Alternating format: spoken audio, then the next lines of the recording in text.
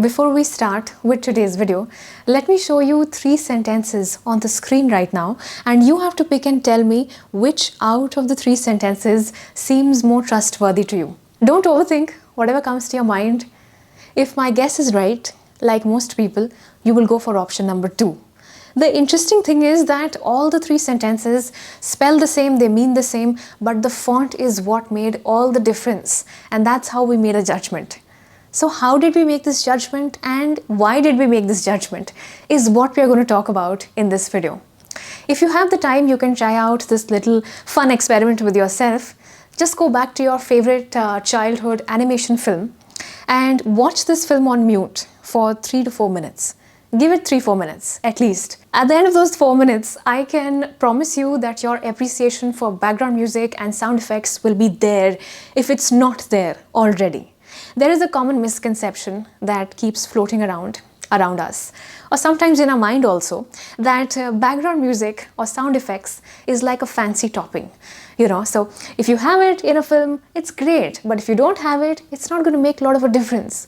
The only time we will believe in such kind of a misconception is when you're watching a well-made film, because the right background music and the right background effects go invisible when they are absolutely on point. It's only when the music is either missing or something is wrong, that's when you take notice of it.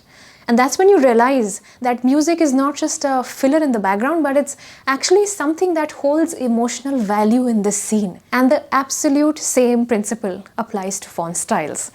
If your text, your theme, your spellings is not aligned with the font, that's when people feel something is wrong. I'll show you a popular film poster right now. This is the title that we all know of. Now, I'll keep the spelling the same, but I'll change the font. Let's see how that impacts the poster. Do you feel the same about this poster right now? Tell me what is your opinion in the comment section. Let's try with another horror film.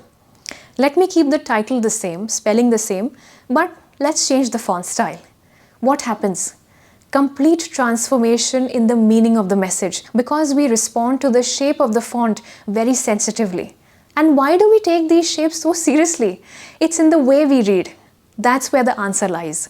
I'll show you this funny looking message on the screen right now, and you'll be amazed by your brain's efficiency of being able to read something that looks so gibberish. It's fascinating what all our minds is capable of doing. The reason you're able to read this is because once you get comfortable with the language, you memorize the spellings. So you look at a couple of alphabets, a little scanning, you don't read every single alphabet, so you're able to memorize the spelling, you can make out the meaning, and in a matter of seconds, you've read the paragraph with no difficulty. So there is just emphasis on a couple of alphabets here and there, which helps us to scan through the text. And while we are paying emphasis on those alphabets, we pay a lot of attention to the shape of that alphabet, the curvatures, the weight, alignment. And in fact, it's so impactful that it also has the power to impact not just your speed, but also your mood. Yes, I'm not making this on my own.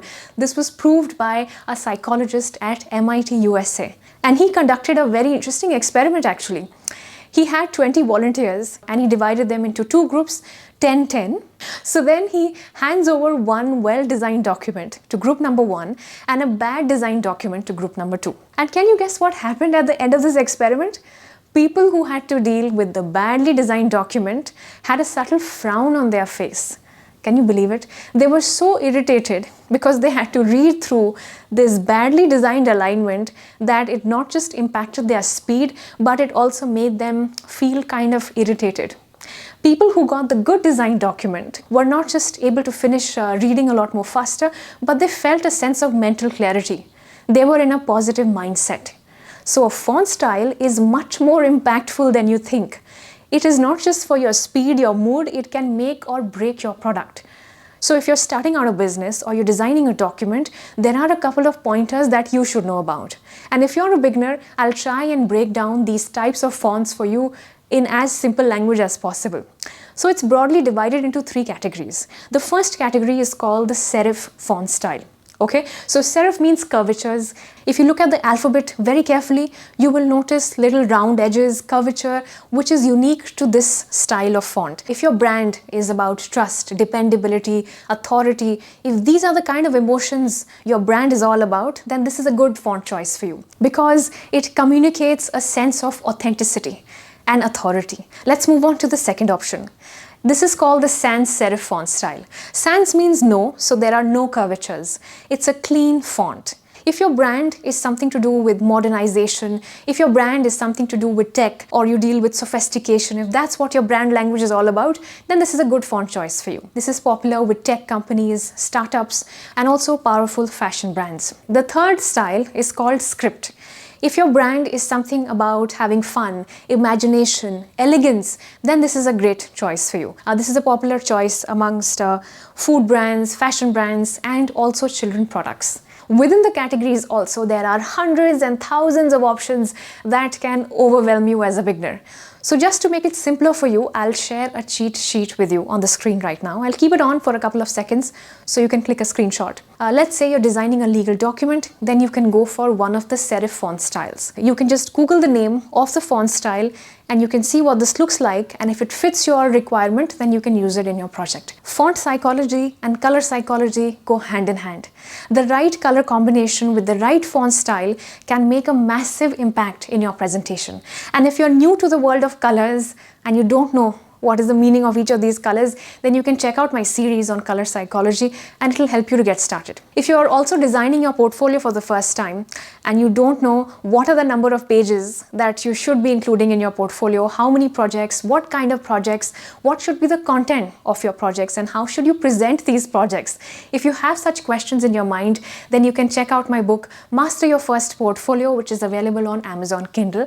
It answers 50 FAQ questions and also comes with a free template design that can help you to begin your designing journey as a beginner at the comfort of your home. You can check out this book. I'll add the link in the description box. Let me know what you think about it. And with that, it's a wrap for today's video. It's time for me to go now, but you take care of yourself and I'll see you all very soon. Bye.